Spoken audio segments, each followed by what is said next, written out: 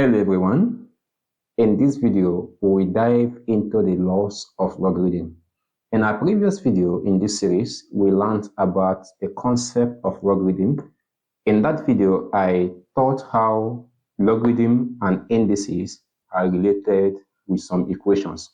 So check out that video to learn about the concept of logarithm. So in this video, we dive into the 8 basic laws of logarithm. So it's good I tell you that the laws of logarithm are used to speed up calculation.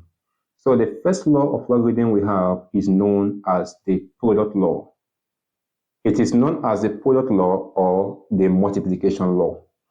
So if I have log m times n to base a, the law states that the logarithm of a product is equal to the sum of the logarithms. So therefore, this becomes log of m to base a plus log of n to base a. So therefore, for example, if I have log of 21 to base 10, so from the product law, this can be expressed as log of 3 times 7 in base 10, and this can further be expressed as log of 3 to base 10 plus log of 7 to base 10. So this is how we apply the first law of logarithm. Now the second law of logarithm is known as the quotient law or the division law. If I have log of m divided by n to base a, so the law states that the logarithm of a quotient is equal to the difference of the logarithms. So this can be expressed as log of m to base a minus log of n to base a. So therefore, the logarithm of m divided by n to base a is equal to the difference of the logarithm. That means log m to base a minus log n to base a. So for example, if we have log of 5 divided by 4 to base 10, this can be expressed as log 5 to base 10 minus log 4 to base 10. So this is how we apply the division law of logarithm.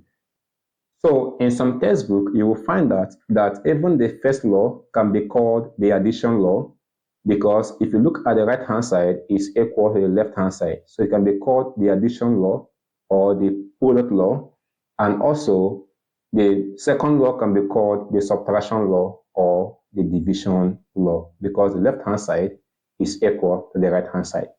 Now the third law we have is known as the power law. So if we have log of m, the power of k, or in base a, so the law states that the logarithm of a number raised to an exponent, at this point our exponent is k, is equal to that exponent multiplying the logarithm of the number. So therefore, this is equal to k multiplied by log m to base a. So for example, if we have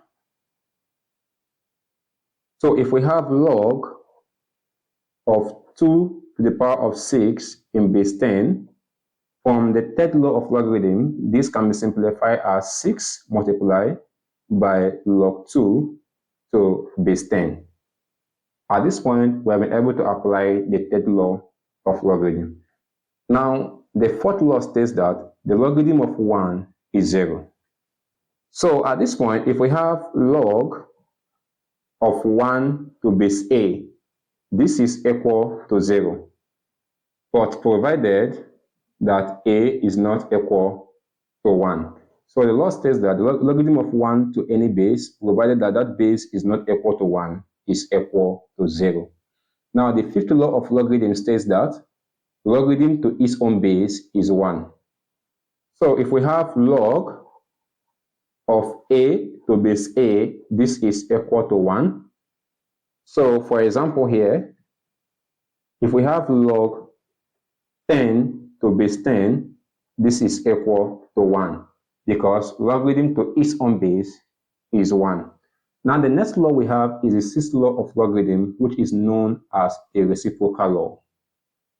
So if we have log of m to base a, provided that m and n are positive number that is not equal to 1, we can write that this is given as 1 divided by log a to base m. This is known as the reciprocal law of logarithm. So for example,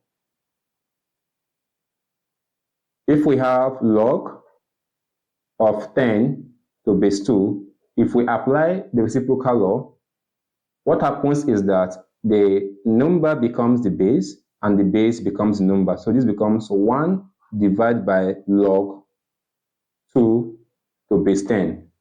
So we have been able to apply the reciprocal law of logarithm. Now, the seventh law is a very powerful law that is used in logarithm. So the law is raising the base to the power of its own logarithm. So if we have a as a base, and the base is raised to the power of log a to base m, the law states that if we raise a base to the power of its own logarithm, then this is equal to the original number known as m. So therefore, a as a base to the power of log m to base a is equal to m. Note that the base here and the base of the logarithm are equal. So the value is equal to 1. First, if we have b to the power of log m to base b, this is equal to m. So for example, if we have 49 to the power of log of 2 to base 7, at this point, we can express 49 in the power of base 7. So we have that 7 squared is equal to 49. So this becomes 7 squared log 2 to base 7. And from the index law of logarithm, we have that this becomes 7 to the power of log 2 squared to base 7. Now at this point, since the base here is equal to the base of the logarithm, the value here is equal to 2 to the power of 2, which is equal to 4. So at this point, we have been able to apply a seventh law of logarithm. And then the eighth law is one of the most important law of logarithm, which is known as the change of base law. So it is a very powerful law, and it is used to simplify logarithm when the base is not conducive for us to work with. Now, if we have log of m to base a, so the rule states that this becomes log of m to base b divided by log of a to base b. Now, note that b is our chosen base, and b can be any base. B can be equal to 5. B can be equal to 10. B is the base that can help us simplify the logarithm in an easy way. Now, for example, if we have this log 16 to base root 2. Now, to simplify logarithm like this, with this kind of base, it becomes difficult. So there are two ways to solve this. One is that we equate this logarithm to be equal to x, or we can use the change of base rule. So if we use the change of base rule, we can introduce any convenient base such as base 2. So this becomes log of 16 to base 2 divided by log of root 2 to base 2.